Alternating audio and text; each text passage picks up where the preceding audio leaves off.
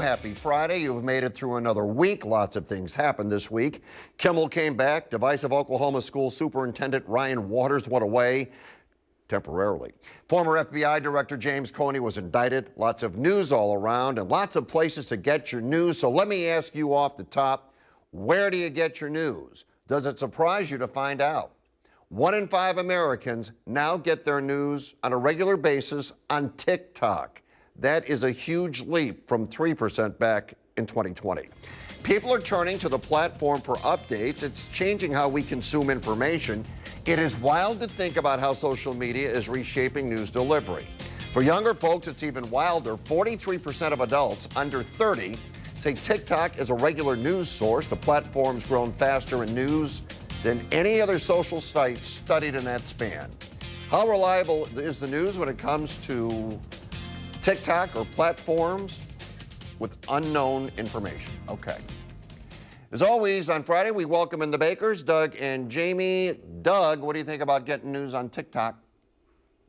It seems silly at first, but you and I have talked about this. The conventional news sources are not as loved, respected, and looked at anymore. I'm talking about, and so we're looking for alternative ways. We're looking for instant gratification in terms of news, and we want our news to be light and fuzzy. Well, TikTok is the place, except so much of what they have on there just isn't true. Jamie? Each TikTok reel is created by a creator or whatever individual whose opinion is not. Why would that is so stupid? Don't go to TikTok to get news. Go to CNN, Fox, KMIR. Okay, well, of course, KMIR is the correct answer. The other ones, you do what you want. But here's the thing. First of all, my son, who just turned, Jack, 27, he gets his news from TikTok, and Jack's very bright. My youngest son, who's 25, TikTok. My daughter, who's 29, TikTok. When we created the Rogan Report, we made it kind of different, and you guys knew that from the beginning, and I explained it to you. It's built for social media. It's built to consume in bite-sized chunks. That's why we do the show the way we do. And we do it this way because we know more people are going to be consuming our content on digital platforms than they will on linear TV. Doug, does that make sense? Makes perfect sense. And by the way, I might mention, it kind of ties in here. I was at Circle K the other day, and a woman approached me and said, "Oh my gosh, you're on the program." Yes, I am. She said that this is an ideal show. It takes news, puts it into different formats, puts it into small bites, makes it entertainment. That is a hit show. She got it. Well, good. And whoever you were, we're going to send you our check. Thank you. That was very well said on your part. Earlier this year, Congress rescinded regulation that would have mandated the end of sales of new gas-only cars in California by 2035, meaning only electric vehicles would be for sale in California. Many people thought the infrastructure wouldn't be there to make that a possibility. But California's just crossed a big milestone. Are you aware of the fact there are now more than 200,000 public and shared EV charging ports across the state? 68% more than the total number of gas nozzles right now. Most folks in California now live within 10 minutes of a charger, making it way easier to drive and own an EV. The state says this shows it's doubling down on clean energy and making the switch to electric feel like less of a hassle. Jamie, you have an EV? I don't remember. Do you have one? No. Doug, you don't have one? No. Would you reconsider if to buy one when you find out there are more charging stations, Doug? You know, I'm at the point now, I wouldn't consider anything other than a hybrid. I wouldn't, because, California, they're doing everything to make it easy to drive an EV in California. Well, we go to Arizona, we go to other states. It ain't that easy there, okay? And that could be an issue in terms of charging. So I'd want a hybrid, and I have to admit, I'm kind of looking. All right. Jamie, what happens to gas stations if this trend continues? Will they transform? Will they shrink or vanish? Well, they will have to adapt and transform. Diesel's never going to go anywhere. Gas is not going to go anywhere, but you may have to have a charging station. But I hope taxpayers don't have to pay for these charging stations. I'm sure some way we are paying for these stations. I'm sure we are. Here's the idea. Listen, whoever wants to take this can take it. You don't have to pay me for it. Now, I don't know the rules. Here's what I would do. If I owned a gas station, a big gas station, right? Isn't there one like across the street from Agua Caliente Casino?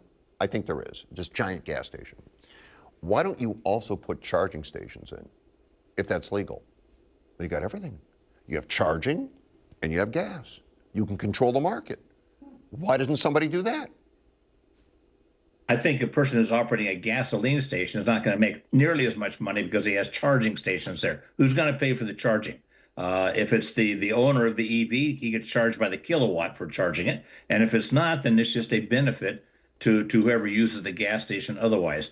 And the other thing I have, Chevron, Texaco, Shell, whatever these oil companies are, you think they're going to sit here in California and just allow themselves to slowly die away, these large oil producers? No, I don't believe we're going to have this rule actually go into effect whenever that is. I won't be around, but whenever it is, I don't think it's really going to happen. Doug, so bottom line, you think my idea was a bad idea, correct? Yeah. How do I'm you feel sorry. about- It seems like people named Doug are telling you no a lot lately, but How do you feel about the economy? According to the current administration, it couldn't be better. Others say we're on the verge of a major recession. How does the average American feel? Middle class not feeling good about the economy right now. Consumer confidence has slid hard since summer, with folks making less than six figures tightening their belts, shopping more at dollar stores, loading lighter carts at Walmart, and trading down at Kohl's. Meanwhile, wealthier households seem to be doing just fine, boosted by stock gains and rising real estate. Economists say it's a two-tiered economy. The rich are thriving. Middle and lower income Americans are running low on savings, feeling the pinch of inflation, worrying about jobs. Bottom line, middle class feels left out of the so-called prosperity. Jamie, how do you feel about the current state of the economy? I know people are nervous, but I feel very comfortable that things will eventually work out. But I also believe that I don't think there is such a thing as middle class anymore. It's either the rich or the poor. And that's how most people feel about it. Doug, do you feel that way? well, there is a middle class, but I agree with Jamie that doesn't feel like there is. People feel like they have very little or they have a lot, and nowhere in the middle. So they are getting squeezed. They are getting squeezed. They don't have savings. They don't buy stocks and bonds. So they're not feeling the economic goodness that some others are. So it's safe to assume, given what you said, the middle class is getting left behind. Is that accurate? Yes. Okay. Absolutely correct. And I don't know what you do about that, Jamie. Well, what am I going to do about it? I think the government should do it. We elected officials to try to solve these problems and make sure everybody feels comfortable all across the park. So I'm not an economist, God knows that. But should the government in some way, some policy, take in easing inflation and restoring middle class confidence, Doug? It's only the government that can do that. It's only the government that's going to be able to reduce inflation, give us a feeling of things are okay, to build wages, to build jobs. And right now, that's not happening. All those things are rather sluggish at best. Well, here's an article that really got me thinking. It dives into why some people comply with rules while others resist them. It turns out that defiance isn't just for rebels or teenagers slamming doors. It's actually a skill we can all learn. The findings suggest that personal beliefs, social influences, and even emotions play a big role in how we respond to authority, what drives our choices, especially in today's world where compliance and resistance are hot topics.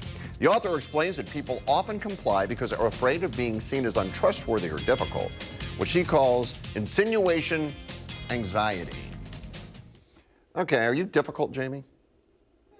at times, yes. Yeah, I think so. What do you think influences your difficult nature?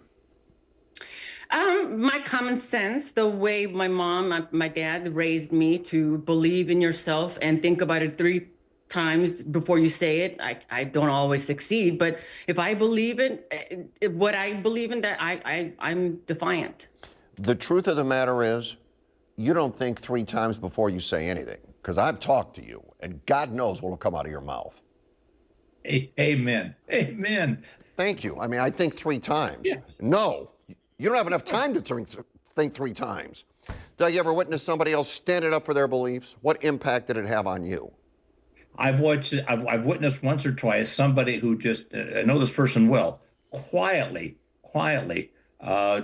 doing what he thought best without opening up his mouth and in defiance of what he was told to do. And I kind of respected that. Go back to Rosa Parks. My God, she changed society. She changed this country because she just quietly wouldn't give up her chair. That says a lot to me. Jamie, how do you feel about authority and rules in general?